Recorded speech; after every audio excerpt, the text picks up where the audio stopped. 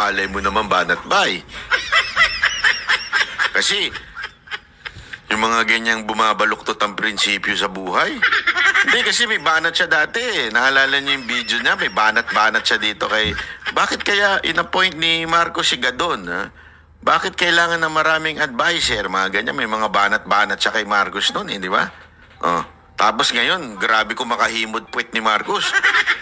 Talagang kahit i-deny niya na hindi siya attack dog, defense dog lang daw siya. Kasi hindi naman daw siya umaatake, dumidepensa lang siya. O di sige, di defense dog.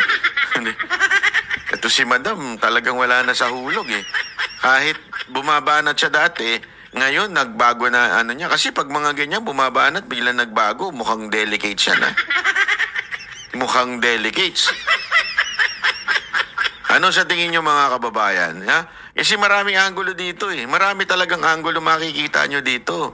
Mantakin mo, ikaw na yung nakatanggap ng matinding kontrata, 206 million na hindi naman natin nararamdaman. Nagbago ba? Gumanda ba IBC? Naging masasabi mong dekalidad? Masasabi mong international ang datingan? Makikita mo yan eh. Di ba? Oh, ganun ba? Oh, wala lang, walang nangyari. Parang ano ba to? Ano man nangyayari dito, ha? Parang ganun lang eh, di ba? Hindi natin alam eh. Di ba? Oh, ano kaya sa tingin niyo ang talagang nangyari dito? Tapos eto pa. Oh.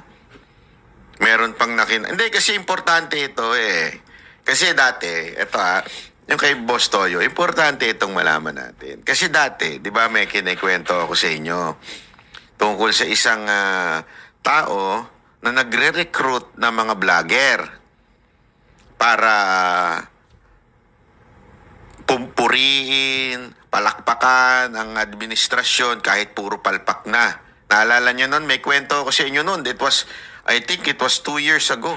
December yun, kinuwento ko sa inyo na nasa Japan pa tayo. Nakatanggap ako ng tawag sa isang sikat na vlogger. Hindi ko na lang papangalanan yun. At sinabi niya, nire-recruit ako ni Tutu. Kulang ng 3 kasi 3 ano yun eh. Tama, 3. Nire-recruit ako ni Tutu. Nire-recruit niya ako.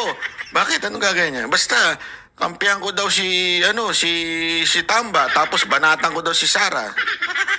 Anong mapapayo mo sa akin? Kasi ginagalang kita bilang political vlogger at kaibigan ko. Sabi ko, wala namang problema. Ito, diniretso ko. Sabi ko, wala namang problema kung gusto mong maghatid ng balita ng gobyerno. Wala namang problema dyan. Wala namang masama. Pero kung babanatan mo lang si VP Sara Duterte dahil inutos sa'yo, asahan mo, babanatan kita. Ito, sinabi ko sa kanya yun. Asahan mong babanatan kita at yari ka sa akin. Durog ka sa akin. Dahil alam ko ang kapasidad ng utak ninyong mga hip-hopper. Tapos buti na lang hindi tumuloy. Pero meron siyang binabanggit doon. Meron silang leader na nagre-recruit daw ng mga kilalang social media influencer. Tinanong ko, sino yon? Tutu! Sabi ko, sino kaya yon? Ang tanong, ito lang tanong ko lamang ito, Boss Toyo. Boss Toyo, ikaw ba yon? Ikaw ba yung tinutukoy ng isang kaibigan ko na gumigit na between vloggers and the camp of the Marcoses and the Romualdez? Ikaw ba yung nagre-recruit ng mga social media influencer para purihin ang administrasyon na to at banata ng mga Duterte? Boss Toyo, nagtatanong lang ako sa inyo Ako, parang di naman ako naniniwala dun. Parang lang naman. Kasi dami mo naman pera.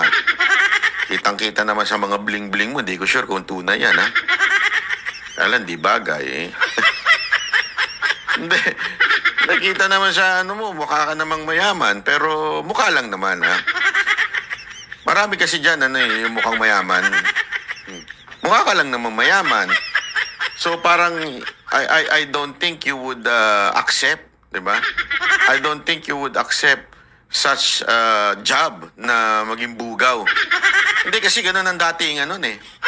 Bugaw ka, taga-recruit ka ng mga social media influencer.